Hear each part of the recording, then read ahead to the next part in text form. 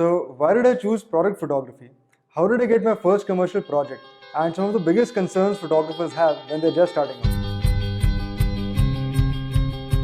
Hey, it's Kunal. How's everybody doing? I'm a commercial photographer specializing in luxury products. And since I last uploaded my video on career in product photography, I've been getting a lot of questions on Instagram. And I can completely understand that when we are starting out as photographers, going into the unknown, we all have some similar concerns. So let's answer these today one by one, starting with the first question. Okay, so back in 2009, photography started as a hobby in my final year of engineering. And after engineering, I got placed in Infosys. So, like most engineers, we went to Mysore for our initial training. And Mysore, by the way, is a beautiful city in the southern state of Karnataka. You know, where we have mountains, lakes, waterfalls, bird sanctuaries. I mean, it's a beautiful place to be. I remember when I was in Mysore, I was so much into photography that, when my friends and batchmates were attending these classroom sessions, I used to be out in the fields making photos. And I mean, being out in the nature, I was enjoying every single second of it. On the other hand, I equally hated writing these software codes. So basically, after seeing a bit of corporate life and photography, two things were absolutely clear in my mind. First, that I just didn't fit in this corporate culture of 9 to 5 job. And second, that I wanted to do something creative of my own. So once these two things were clear in my mind, I started digging deep into the world of commercial photography. And day in and day out, I was going through websites, blogs, articles, reading about photographers, and that is when I came across this interview of Tarun Khiwal. Now, Tarun sir is one of the world's top fashion photographers. His work is absolutely incredible, and also the fact that he is an engineer who left his job to pursue photography. So his journey was truly inspiring, and I said to myself that okay, I'm not the first one who is doing this. People have done it in the past, so maybe I can give it a shot. And going against all the odds, I decided to leave my job and pursue photography as a career. So after leaving Infosys, I called up my childhood buddy Maruti, who was in Pune in those days, and I said, "Yaar, aisa hai, I've left my job. So can I come over and stay for a couple of months?" He said, "Aja yaar, no issues at all." So I went back to Pune, and once there, I started exploring different genres of photography. I mean, I tried my hand at fashion, portraits, landscapes, street photography, and I was submitting my photos for competitions and magazines, but nothing really was working out for me.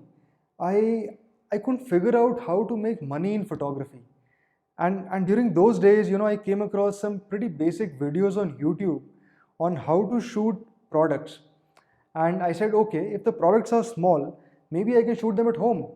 So I made a small cardboard light box, and using two table lamps, I started exploring the idea of product photography. And during that process, I realized that I was really enjoying the play of light on objects, on different surfaces, on liquids. And the very fact that in product photography you have complete control on lighting. So, yes, I mean, it wasn't a straightforward decision that, I got up one fine day in the morning and decided to be a product photographer, but a series of events that led me into product photography. And so far, I've really enjoyed my journey and I absolutely love what I do. Here I would like to add that I feel truly blessed and fortunate to have my parents, my sister, and my wife Shreya, who always supported my decisions and encouraged me to follow my passion. So, back in Pune, I approached a lot of ad agencies and brands for work, and I did get some projects here and there, but I mean, nothing substantial. So, after spending a couple of months in Pune, I decided to move back to Delhi, where my parents were, and explore the opportunities there. So once I moved back to Delhi, I started approaching a lot of brands and ad agencies for work. And meanwhile, I also applied for National Institute of Design. Now, NID is considered to be one of the best design colleges in India, and I had applied for user interface design course, thinking of it as a backup plan that in case if photography didn't work out, I would have something to fall back upon. And that particular course had only 5 seats on a national level. So, as luck would have it, I cleared the exam I got through NID. And during that point, I was at a crossroads in my life. So I had just left my corporate job. Photography wasn't working for me. And on the other hand, I had NID and a lucrative career ahead. So, that was the time I had to choose between NID and photography, between a lucrative career and uncertainty. So, you know, during that time, I had to make the most difficult decision, or I would say the most rewarding decision in my life, that I had to choose between one of these, NID or photography. And I was going absolutely crazy. I mean, out of my mind, I was thinking, what am I doing? I have just left my job, photography isn't working. Now I'm thinking of leaving NID as well. I don't know whether I'll be able to make it in photography or not. So many things were going in my mind.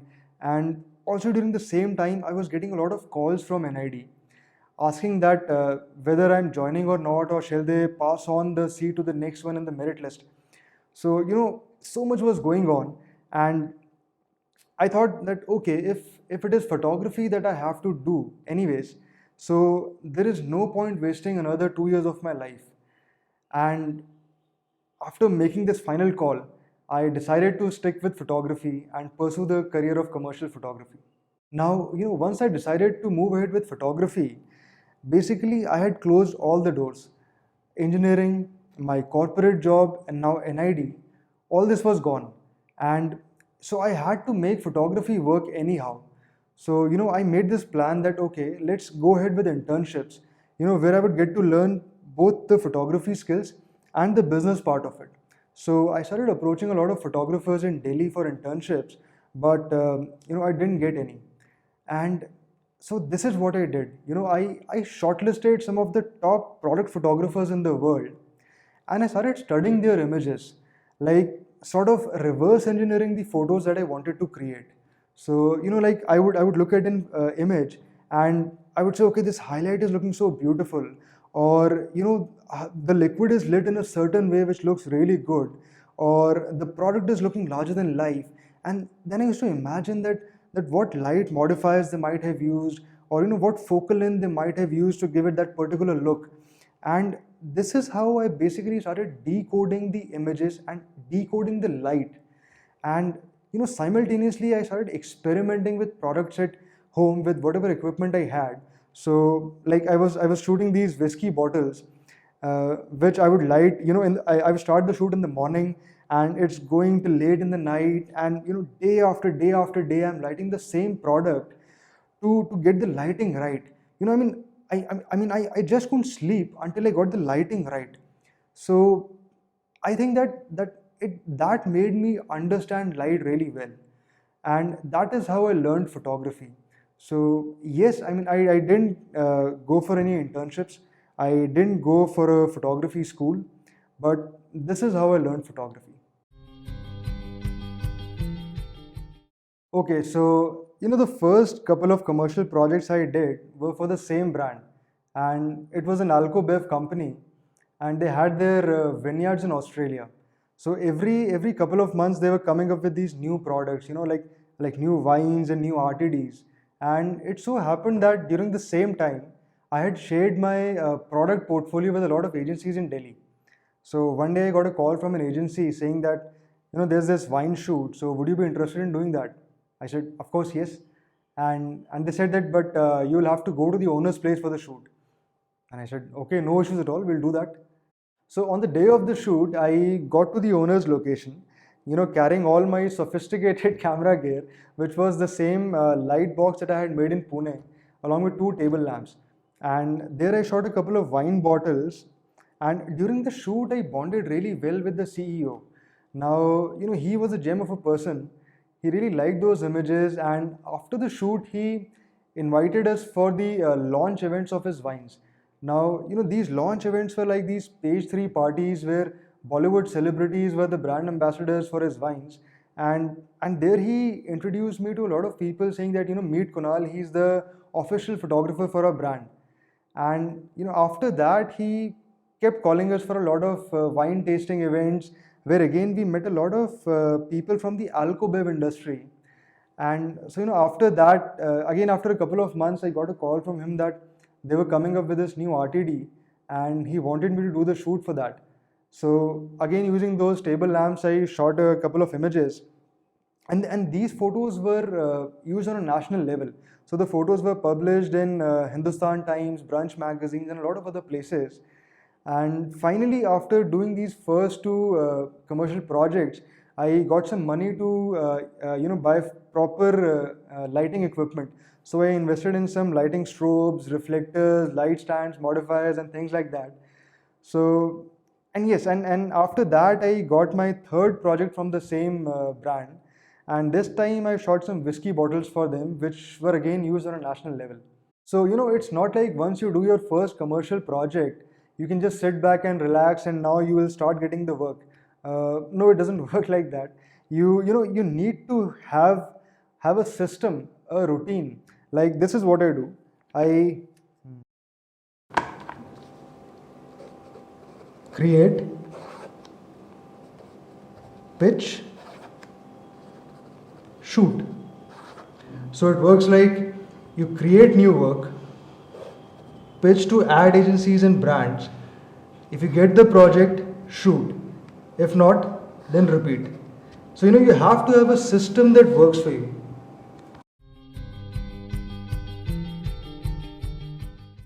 Yes, absolutely. I started shooting from home, and over years I developed skills and figured out ways to shoot in restricted spaces. Like using smaller modifiers, smaller reflectors, minimum light stands. So, the short and straight answer is that yes, you can do high-end commercial shoots from a home studio. And if need be, you can always rent out bigger spaces and you can also hire equipment for the same.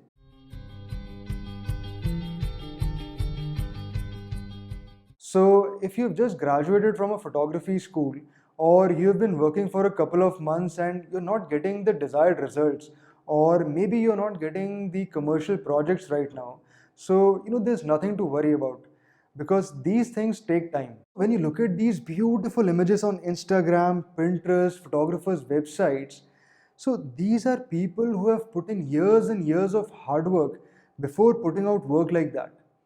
So don't worry, have patience, keep improving your skills, and keep sharing your work with ad agencies and brands.